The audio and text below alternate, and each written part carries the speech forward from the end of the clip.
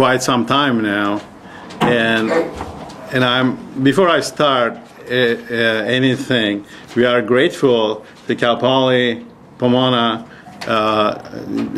College of Environmental Design providing us with the venue, and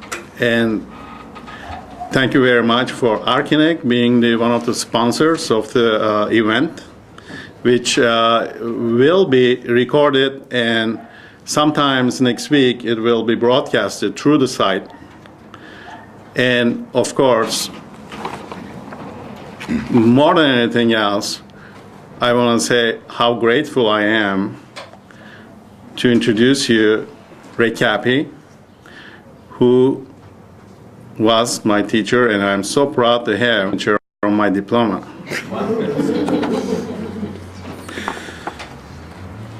Questions for Ray, and I checked few of them prior to sitting on this table, and he already wrote off a couple of them, and so I have to do a little bit a spontaneous hopping here and there to get him interested talking about it. There are three basic areas that in last 3-4 years that people have been talking to Ray about. A, his prefab houses that he designed for living homes. B is SCI-Arc. And C, his own house.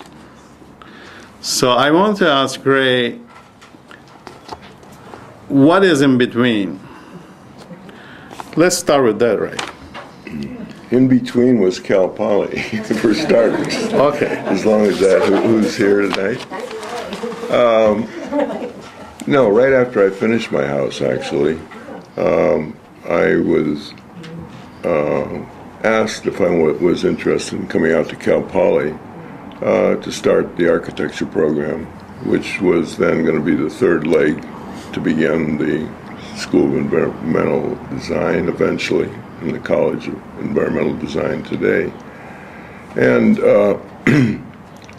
so it was kind of an exciting period for me, because I always felt that environmental design programs, really never worked too well, because architecture was always too large in numbers, and the other two programs were always smaller and always seemed to be out of balance. And so I thought, in this case where landscape and planning already existed and architecture would be the third leg, it would be a more possibly a better chance to put together a program that might work. So anyway, that was my first opportunity to be involved in education, and for me it was very exciting, as I said, and I had the opportunity to make the program in architecture totally from scratch, and other than for two professors who were there, Bernard Zimmerman and Dick Chilinsky, who were really in landscape at that time, but those were the two that would then join me in architecture initially. But everyone else I was able to hire and write the program with really no interference from the administration at all. Hugh LaBounty at that time was vice president and a tremendous supporter of architecture, and so it was a nice beginning. And in that, actually, without having to ask a question, one of the times that was very interesting in that process was when we came here to hire Richard Neutra.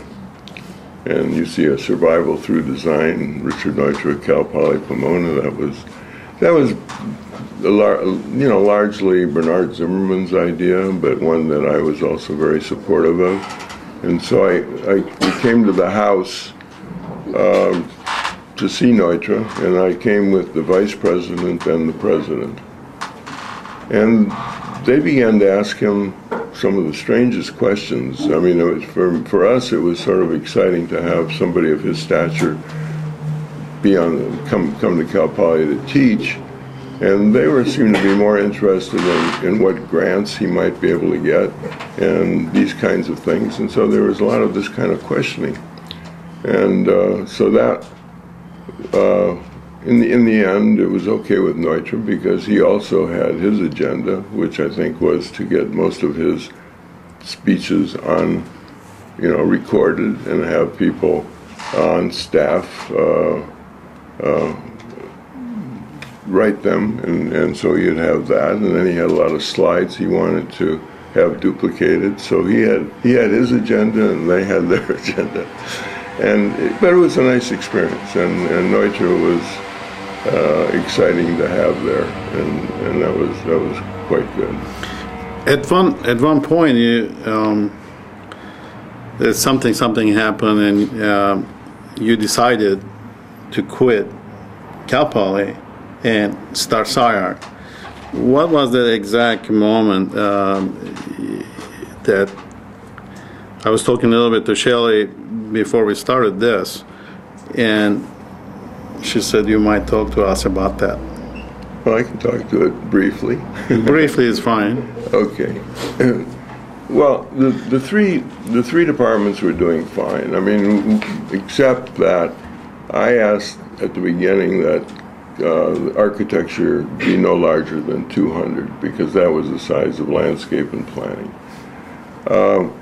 Each time summer would take place and they would start to make their proposals, which came really from the administration above, the program would grow again. So from the time I came on in '68, there were 25 students, and in the 3.5 years that we were there, it had grown to 350. And once it grows to 350 and we're bigger than the others, then you have this problem of, I think, jealousy among the programs. The dean was being very divisive as well. He seemed to be trying to stir all that up, and I guess he had problems with me. For some reason, we never had words. I had fought for Bernard Zimmerman's tenure. That might have gotten him a little bit upset. But we would go into meetings and come out of meetings, and I'd give what I had to do to my secretary, or assistant as they're called now. And she always did a great job on it, and every time, another day later, Bill Dale would come in, who was the dean, and say, that isn't what we said in the meeting. And I said, well, that's the way I heard what was going on in the meeting. And this went on about 2-3 times. And so one day I called Bill into my office, which is sort of a reversal, where the chair calls the dean in instead of the other way around. And I said, Bill, what are you doing? You're creating a very divisive situation here, and so forth and so on. It got a little heavier than that. I used a few stronger words.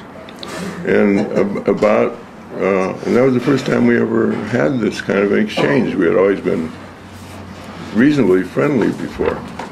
A week later, he asked me to resign my position as chair. And I said, what for? It seems kind of strange over one issue that I don't agree with you on to start to change that. And I was a full professor tenured, so I didn't have to leave. And it grew into a whole cause célèbre. The students liked the program. They started doing graphic stuff all over the school. We had a Professor Adi Lati, who was great at silk screening, and as you remember probably. And so there were images of me and this and all. It was really pretty wild.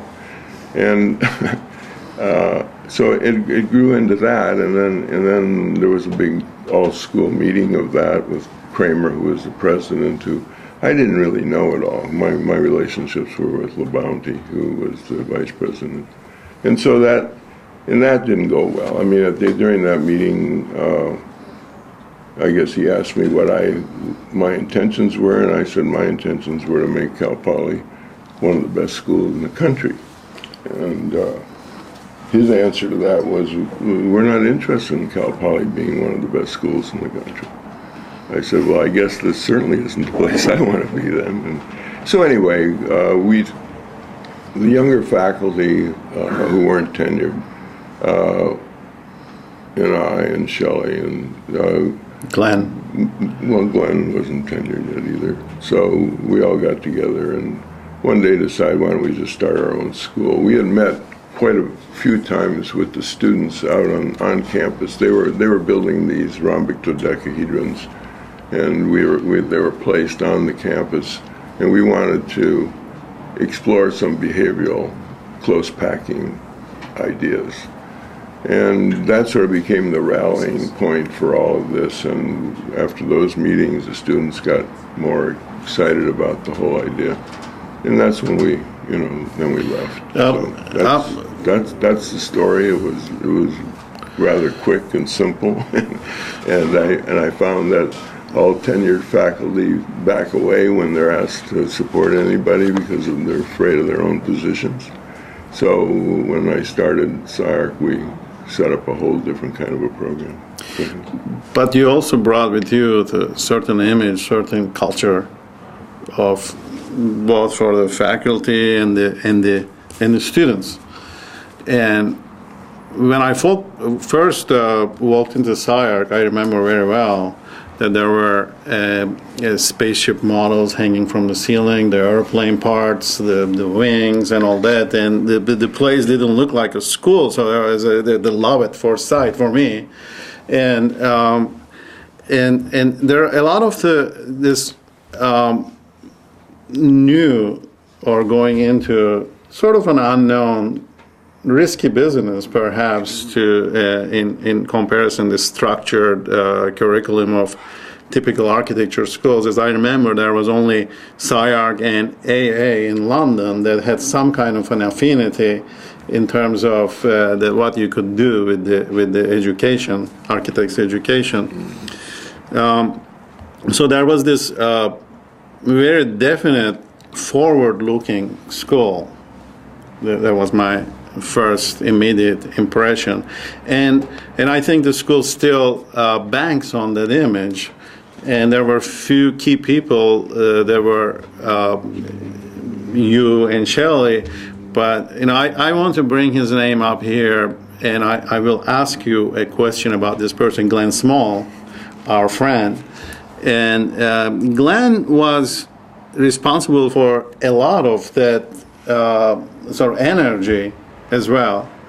Could you talk a little bit about that, what he brought in terms of the school?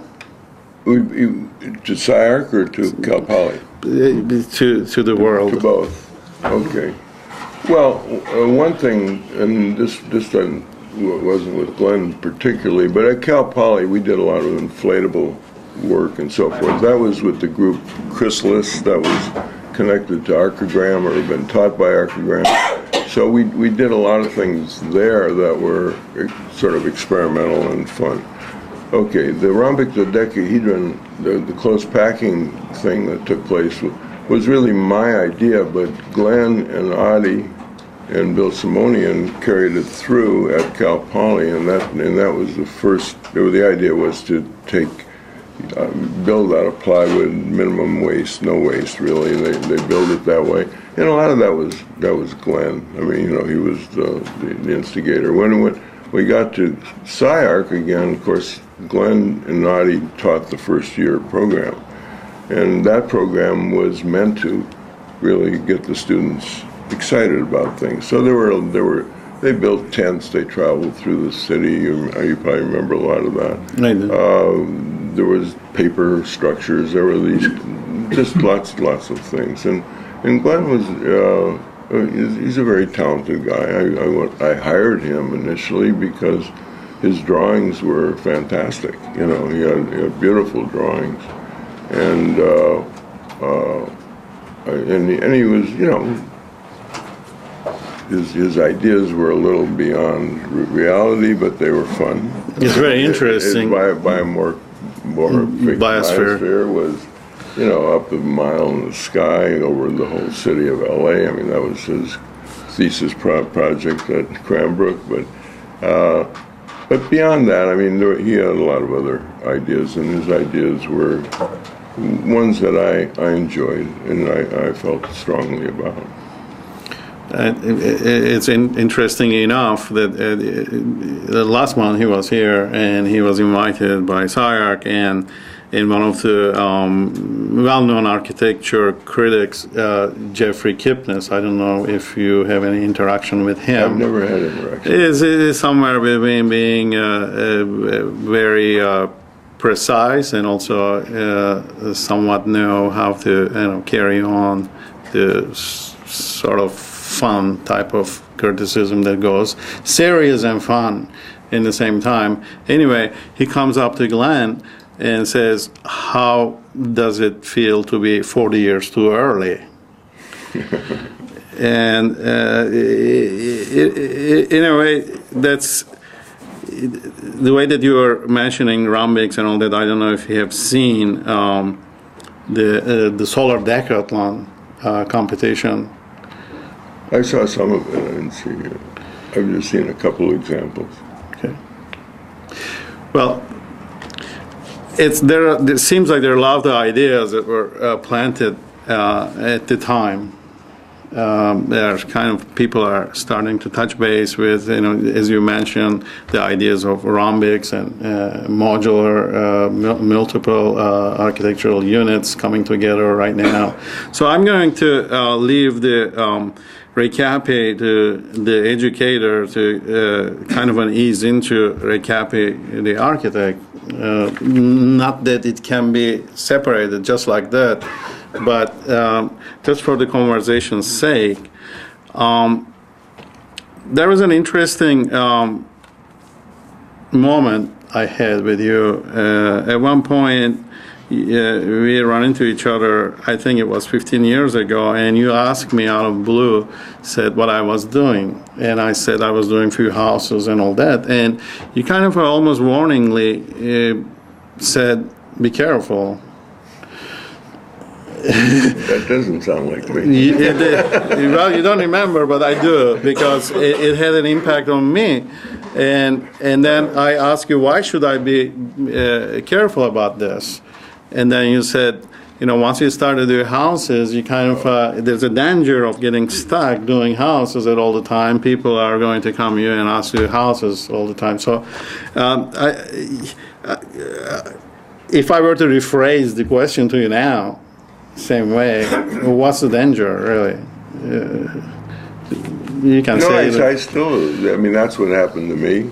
That's what happened to many of earlier Los Angeles architects. I mean, this was an area where the house was what most architects started with. There were only a few large firms in the city, and there wasn't a lot of so much public work going on or bigger scale work. And so, architects like John Lautner, Pierre Koenig, myself, many of the architects of that era just ahead of me, did primarily houses, small commercial, and that was pretty much it, other than for Dim Jim, A.C. Martin, and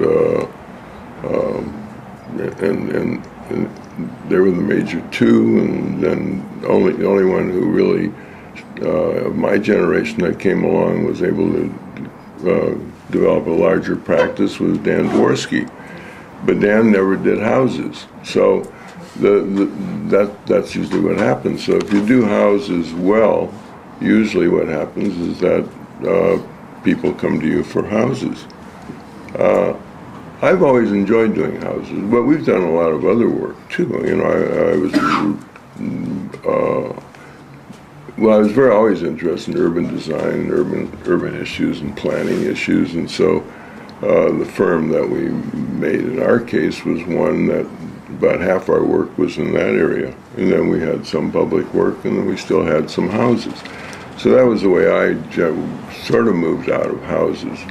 And if it wasn't for postmodernism, we probably would have been in larger work, but we were not willing to compromise like most firms had to do if they were really doing that work, because almost all the public work was being pushed that way.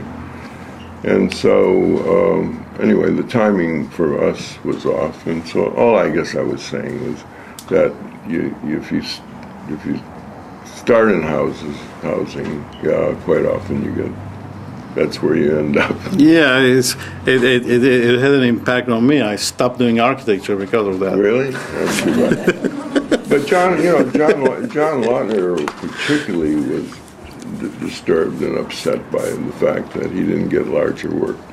People were afraid of what he would do, which is interesting today. I mean, because you have successful architects today who are doing the kind of thing that John was doing years ago, and getting the larger scale work and the big commissions. But at that time, it was very difficult, and the control was different for that. One of your larger scale projects, the transportation center in Santa Monica, it was one of the buildings that I really enjoy. Even today, that I will, whenever I'm in Santa Monica, I will go by and look at it. And can you talk a little, because it was a kind of a pioneering building at the time. It was in 1980s? 1980, yeah. Yeah, and it was one of those buildings fully integrated solar strategies and, environmental, the conserving strategies. And at the time, it was not necessarily, even though it's only 30 years ago, it was not a very popular thing. I remember some very famous architects today that they wanted to evict that kind of ideas from their projects because it didn't look good. And but you went ahead and did it. Yeah, well, for us it was a really nice opportunity because it was a good scale. One, we could use the analogy of the bus as part of the idea and get into metal skins, which I hadn't had an opportunity to do before. Have a building that looked technologically a little more like, tech. But the solar stuff and the environmental was key in the whole process too. So the building really went from, it was sort of a 24-hour building because some of the bus drivers were there at night and some, they moved. And so the way the sun moved was sort of the way the building worked. And then we daylighted. I wanted to not have any air conditioning in the building and that we would scoop air from the ocean, but the engineer wouldn't go along with that, and so they put on some air conditioning units. But in that location, I think it would have worked well because I designed it with a plenum that would gather this air and then be brought back into the unit in a good way. So the building really worked, I think, all the way around. The west sun was allowed to gather in the afternoon because the room next to it was the night room, and so we would gain that heat, and that would be then brought in. But that all started with me in 1975 when the energy code changed in the state of California, and all my projects from 75 to 85, roughly, always dealt with energy ideas and strategies. And I was curious if it really affected what a building looks like. And in a sense, it doesn't have to. I mean, I oriented buildings differently. Material-wise, you would use whatever, same as I would have before in many ways. The buildings didn't look like typical energy buildings that were being done at that time. There was a group I think more in the Southwest. Those buildings were usually in the ground in some way or using trom walls, and that was about the end of it, and they all kind of looked in sort of a similar way. The buildings I was doing, I think, really had their same characteristics that they would have had, but would be oriented in a way that they would work better. So it was just another exploration for me. My life in architecture has really been worked on probably two ideas. You know, in the early '60s, I wanted to get into modular housing. I made proposals, and I had a scheme that I wanted to have done, and then I started doing my private houses with that attitude. I couldn't do. It doesn't make sense to do a one-off prefab. That's one of the problems. And so, but I was studying it more from a standpoint of how do you break a building down volumetrically, and how do you get more space out of it without it being box-like and being, in a module.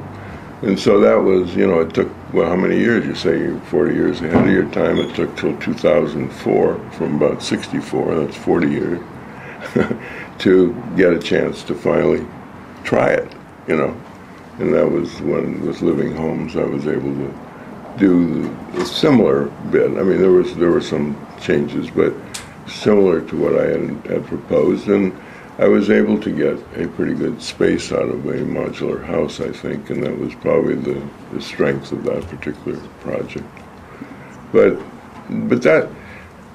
the years, I mean, it's if I can drop back in the planning area, in the urban design area, I mean, we used to propose so many things in the '60s, and they still aren't in place. It takes 30, 40, 50 years for things to happen. So things like that don't happen too quickly. It becomes a question, does that make sense to always be looking to the future and how you propose in the future? Or is it better really, to act in the present, which is more realistic, because the other never seems to happen unless you just enjoy doing it. And I guess I enjoyed that for many years. And we tried. We had transportation systems, we had lots of things. We tried to sell it to the state legislature. I mean, I used to be a lot more energetic than I am now. And we'd go out and really work hard, but we couldn't get anybody to come get behind. We'd go over to RAND, we'd go to the other think tanks around us in Santa Monica and try to get people there interested. Nobody was ever interested. So it's just very, very difficult to get things off the ground that way. Unless I don't know what it would be like today, because today or in recent years, you have so many billionaire investors in the country, who are interested in investing in ideas, even if they know they're going to fail, which is rare. That wouldn't be the case, 40 years ago. Today, they figure if they get 1 out of 10, they might hit a big winner and make themselves another $1 billion. And they don't care if they lose on the other 9. What would be a winning trend today in architecture? Let's say I have... in architecture, I know my thinking was always in planning more than it was in urban issues than it was in architecture. Well, okay, then... in architecture, I do the same thing now I did in the '60s most of the time, because that's the only thing that people come back to me for.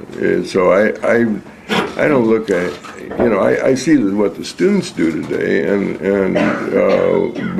with their, from the computer modeling that they can do, and having computer programs like Maya, et cetera, that give them formal projects that are mind-blowing, in a way. I mean, it's just a different way of approaching architecture, totally. So what comes out of that is, who knows? I mean, if they're entrepreneurial enough to get them be able to do some of the stuff, or if they get into firms where that's possible, obviously, there's going to be more and more interesting kinds of buildings. It's not my kind of architecture. I mean, but it's the kind of thing that I think probably is going to happen, and it's not, it's not so different from going back to Glenn Small again, what Glenn used to do with his little models and hyperbolic stuff and all the, the kinds of forms and shapes that he was able to do in without the computer. And so, but now with the computer, when I go to SCI-Arc once in a while to look at what's being done, it's amazing to me what the students do. I don't know what they can do in real architecture, but but the thing is, in fantasy land in the movies, it looks good. It's not only in SCI-Arc anymore; it's in every school. Every school. No, I know that, but I don't go to every school. But here's the question, right? Since it's like in every school, it's like that. You see a whole, huge production of this kind of work. That made possible with the technology, but there are very few examples of that are. It hasn't really unified with the people yet. That it always speaks to either a power structure or a wealth structure and all that. And do you see any kind of a way all these sort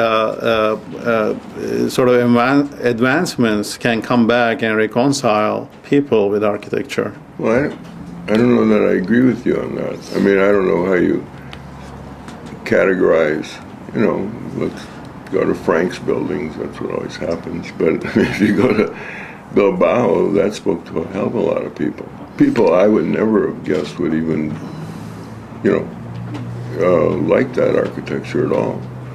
So, and obviously Disney Hall does. So, I mean, these are buildings that I think people relate to.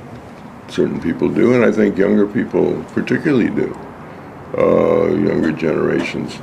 Not so much, again, in housing or the house, but in, museums and theaters and buildings that are that scale or larger exhibition spaces and so forth. I think people relate to that and into those kind of forms. Yeah, is that what you're saying? Or am I missing a little bit, both. And traditionally, I mean, even in school, we were taught, and bombarded with this idea that architecture needs money or follows money. And today, there's a lot of this number game is being talked about, 99%, 1%. Is it true that architecture follows money? And second is, are the 99% of the architects are working for 1% of the population? Well, that's probably true. I mean, it isn't that architecture follows money. They're hired by those people. I mean, we don't work in a vacuum. So, if we'd like to do, I mean, there are a lot of architects, and we were like that, and we would love to do low-cost housing. We'd love to do housing for, that level. In my firm, we had one opportunity, and and at that time there were quite a few firms being able to do it, but it wasn't successful. I mean, it was for minority groups who didn't really want this kind of housing. It was mass housing that they didn't relate to. They wanted their individual house, just like this guy here and that guy there down the street, and it didn't work. It worked for the Asians. Any low-income housing for Asians seemed to work, but for other minority groups, it didn't. And it was quite disappointing in the end. And then there were lots of attempts at that. I think all of us would like that. That's why I was interested in prefabrication, whether that could help the costs in any way. But what ends up in reality is who hires you,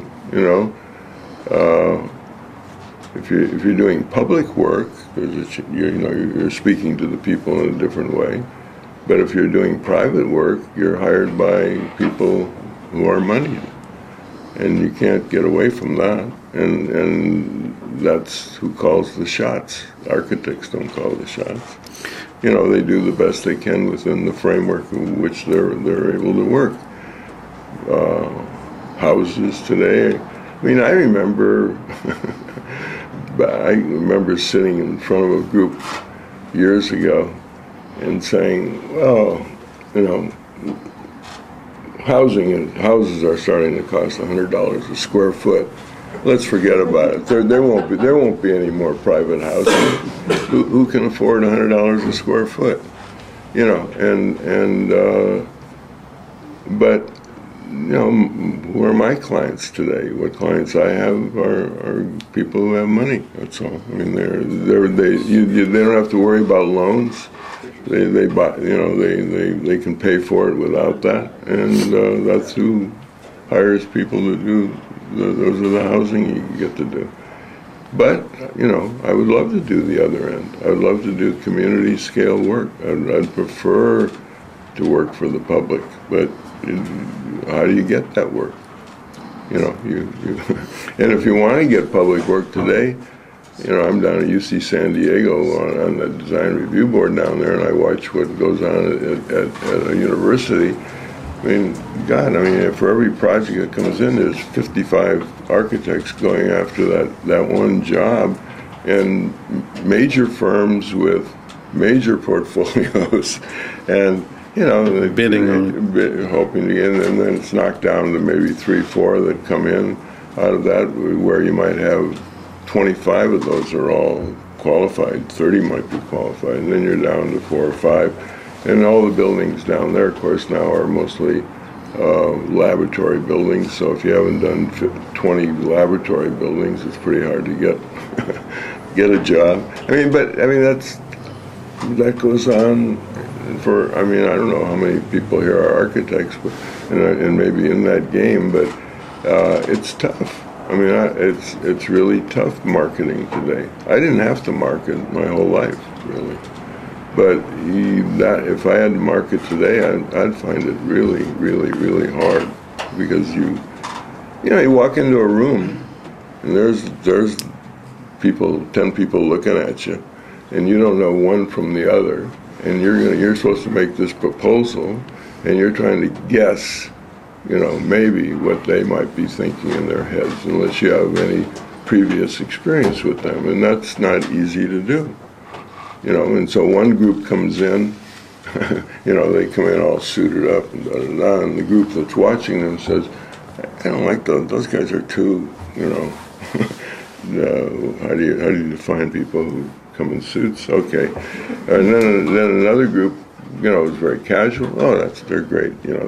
So it's how they're looking, it's what they're addressing, it's how they say what they do, it's what the team is. There's got to be one of these and one of those and one of this. It's a tough game. It's a tough game out there if you're trying to get that kind of work.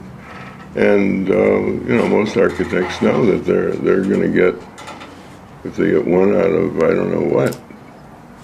If they get 1 out of 10, I think they think it's very successful. They're 1 out of 10 is good. They're doing really great. So firms spend a great deal of their time making proposals, period.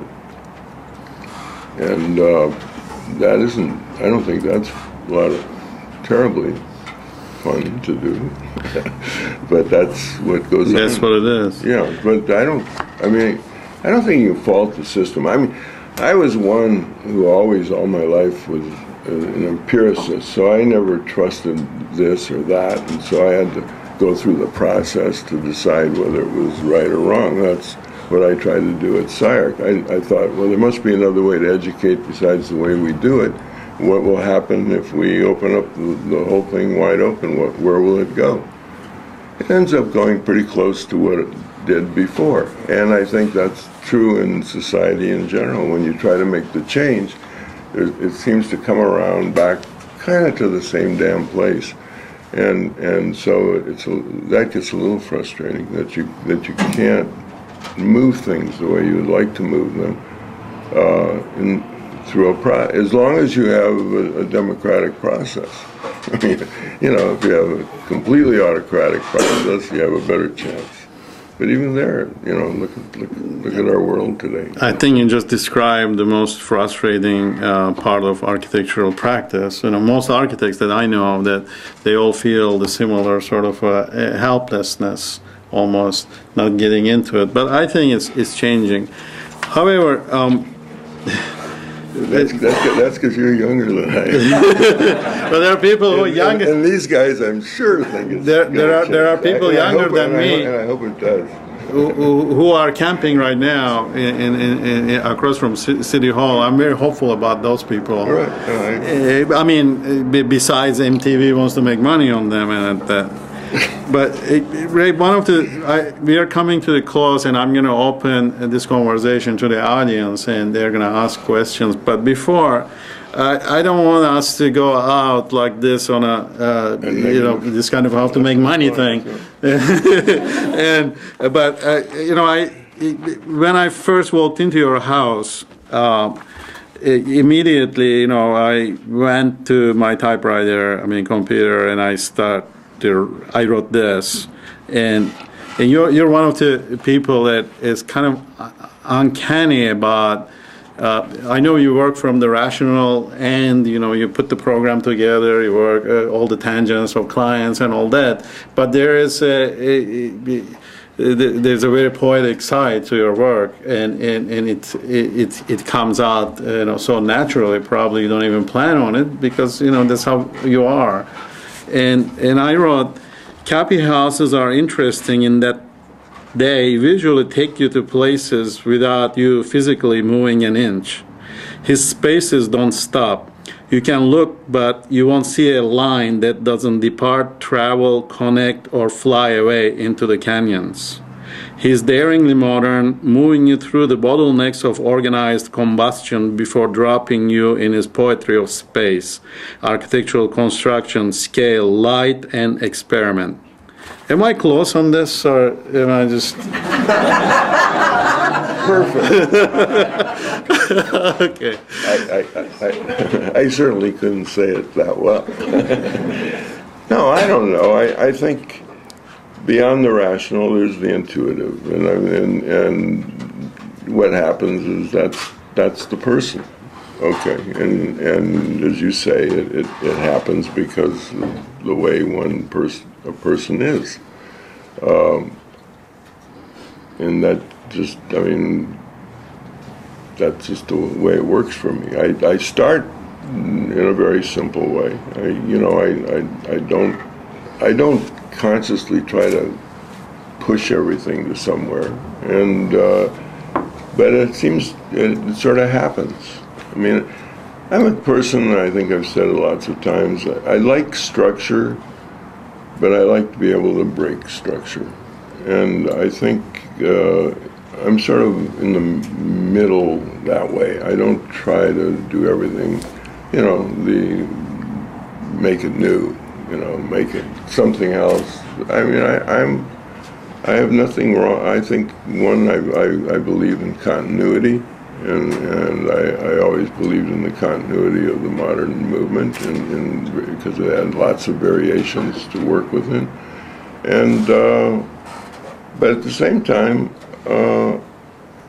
I think you can set up a set of rules, but they get broken in certain ways at certain times, and that's what makes the job interesting. And that some of that is just happening. Some of it is intuitive, as I said, and some of it is, I don't know, you just don't know. I've been surprised lots of times in my work. I think most architects do. Sometimes you can't it's pretty hard to know everything that's going to happen. You certainly can't figure out every reflection that's going to happen when you put in some glass and how that changes your perception and so forth. Neutra always like to use mirrors, like outside there and so forth, to change perception. I didn't like that because I always thought it was a little bit pushing in the wrong way.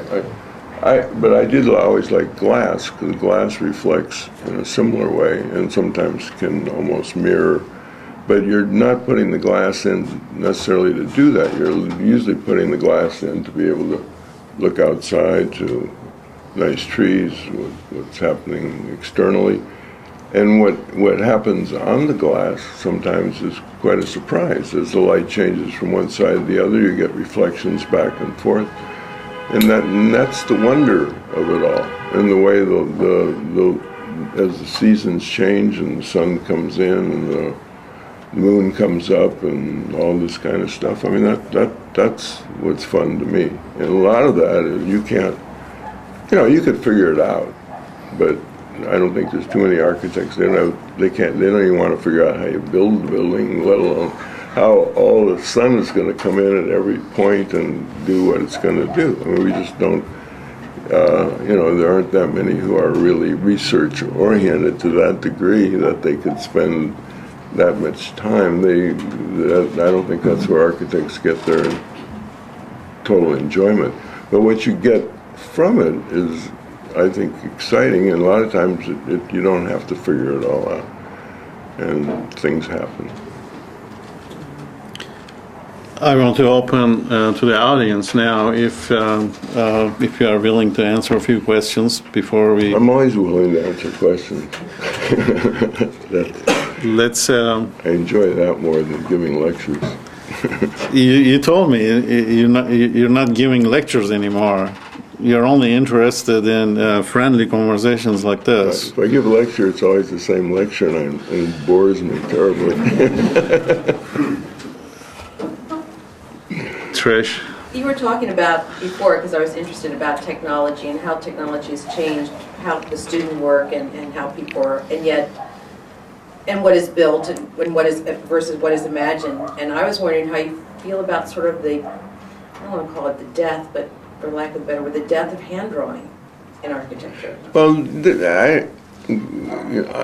when I am with educators, and I am a consultant to a program in Ireland, a new program, and that program, when I first met the young architect, an excellent architect who was heading it up, he really wanted to, we talked about when do you introduce the computer and when don't you, and how much hand drawing should people do and how much modeling should they do before, as they get started, rather than jumping straight into the computer.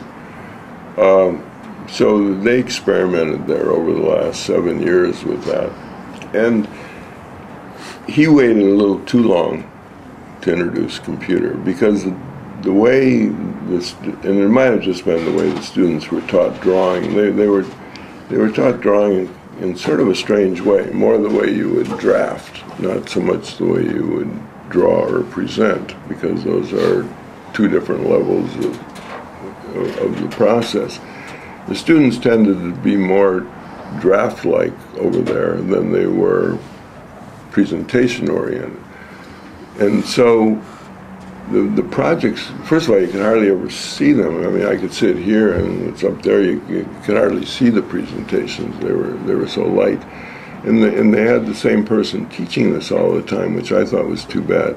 And a couple of years ago when I was back, they finally introduced more computer work, and brought in a person who was much more graphically skilled and so forth. And the work just jumped miles from where it was before, just because now, it was just much, but it wasn't that it was still work that would be more CAD oriented. I mean, if you were bringing up imagery from CAD and that kind of modeling, or Rivet or whatever people use today, that's one point. But when you get into things like Maya, and there's something else. I mean, they just make form, I guess. I don't know. I see this stuff all the time that the guys do. So all I'm saying is, I think most educators in architecture still would like people to learn to draw hand by hand, do some modeling, get into the process.